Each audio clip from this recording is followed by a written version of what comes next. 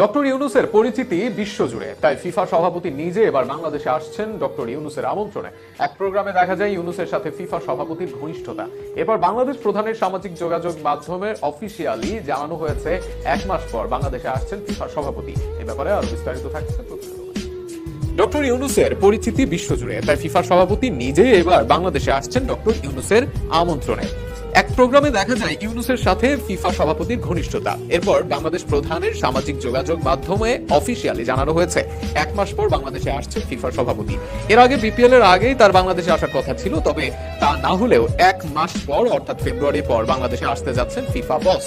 সুইজারল্যান্ডের ডাভোসে world economic ফোরামের বার্ষিক সভার ফাঁকে প্রধান উপদেষ্টা অধ্যাপক মোহাম্মদ ইউনূসের সঙ্গে সাক্ষাৎকালে এই প্রতিশ্রুতি দেন তিনি। প্রধান উপদেষ্টার ফেসবুক পেজ থেকে ইনফান্তিনোর সঙ্গে সাক্ষাৎ ও সফরের খবরটি জানানো হয়েছে।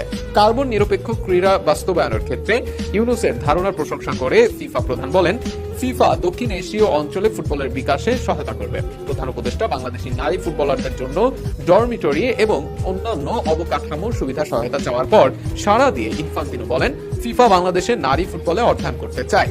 আমন্ত্রিত হয়েও চলমান যুব উৎসবে বাংলাদেশ সফরে যেতে না পারায় দুঃখ প্রকাশ করে ইনফান্তিনো জানান, সৌদি আরবে নারীদের ফুটবলেও ফিফা সহায়তা করবে এবং সেখানকার প্রবাসী বাংলাদেশিরাও এই উদ্যোগ থেকে উপকৃত হবে।